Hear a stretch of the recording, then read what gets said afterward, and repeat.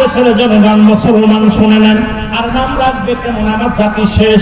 এই জন্য গর্বের ভিতরে যখন মুসলমান শুনে নেন, পৃথিবীর মধ্যে সন্তান যখন দুনিয়ার মধ্যে আগমন করবে, 7 দিনের একদিন আগে নাম রাখা গুরুত্ব নয়। 7 দিনের একদিন আগে নাম রাখলে সুন্নাতে রাসূল হবে না।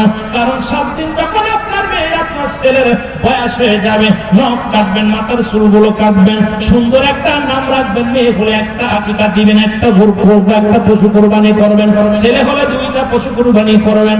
এবার সুন্দর একটা নাম রাখবেন। কিন্তু দেখা যায় আমার দেশে অধিকাংশ নাম রাখা যায় বিয়ের রাত্রে। দেখা যায় স্বামী স্ত্রী বিয়ে হয়ে গেছে, বাসর রাত্রে যায় পায় নার্গিস কয় কি। আমি তো মনে মনে করেছিলাম যদি আমাদের একটা মেয়ে হয়, বাসর রাত্রে এখনো দুজনের গল্প শুরু হয়ে গেছে, আগে ছেলে মেয়ে নিলাম। যদি আমার একটা ছেলে হয়, নাম রাখবো শাহরুখ খান। কি খান? কি খান? আর মেয়েটাকে রুহুল আমিন। মনে মনে কল্পনা করেছি যদি একটা মেয়ে হয়, নাম রাখবো কারিনা।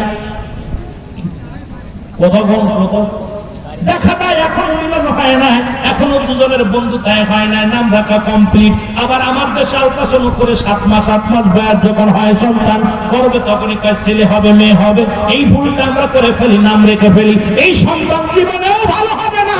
এই সন্তান জীবন ইসলাম মানবে না, জীবন ইসলামের বিধান মানবে না, নামাজ পড়বে না, শরীয়তের বিধান মানবে না। রাসূল বলছে সন্তান দুনিয়ার মধ্যে আগমন করলে 7 দিনের একদিন আগেও নাম রাখা গুরুত্ব নয়। কথা কি বুঝলেন? কথা কি বুঝলেন? এখন নাম রাখার কি ফন্দি রে বাবা? ছেলে মেয়ে হওয়ার আগে নাম, এই ভুলটা করবেন না। সুন্নতি রাসূল হবে না, রাসূলের সুন্নাতে হবে না। মুসলমান গভীর মনোযোগ। রাসূল বলছে সন্তান আদি যখন দুনিয়ার মধ্যে আসবে 7 দিন পরে নাম রাখতে হবে আকিকা করে। মুসলমান শুনে নাও, মুসলমান শুনে নাও। 2 নাম্বার 3 নাম্বার অপরাধ, হুজুর আমার বাবা 3 নাম্বার অপরাধ, সে আমাকে কোরআনের কোনো জ্ঞান শিক্ষা দেয়নি। আজকে বাবা বন্ধ বুঝতে পারি না।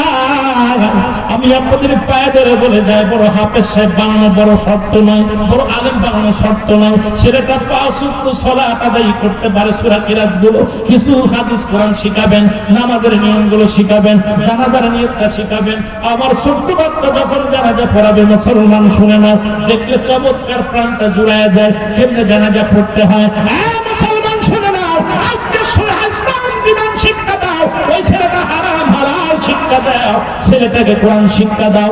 আজকে কোরআন ছেলে মেয়েকে কোরআন শিক্ষা দাও নাই, হাদিস শিক্ষা দাও নাই। তোমার ছেলে বড় অফিসার হোক দুঃখ নাই, বড় MBBS ডাক্তার হোক দুঃখ নাই, কিন্তু ইসলামের বিধান তুমি তার শিক্ষা দাও।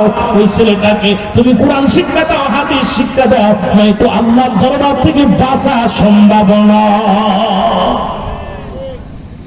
বাঁচা সম্ভব। কথা বুঝেন আমার বাবারা? এই যদি ছেলে মেয়ে হাফেজ দেখলাম সুন্দর হাফেজি কোরআন বসে আছে, একটা ছেলেকে নিম্নতর 10টা সূরা শিখিয়ে যায়, জানাজার দোয়া, জানাজার নিয়ত, সানা, দুরূদ শরীফ শিখায় যায়, হারাম হালালটা শিখায় যায়, তাহলে মরে গেলে শান্তি হবে। ওই হারাম হালাল যখন বসবে, ও জীবনে সুদ ঘুষ খাবে না, ও জানবে যে হারাম খাওয়া যাবে না। আজকে এইগুলো খলিফা হযরত ওমর ফারুক ডাকতে বলে, সন্তান নষ্ট হওয়ার জন্য তুমি দায়ী, প্রস্তুতি হও মৃত্যুর জন্য, মৃত্যুর জন্য প্রস্তুতি হও। বলে আমিনুল মুমিনিন, আমাকে মাফ করে দাও, আমি ভুল করে ফেলেছি, আমাকে তওবা করে দাও।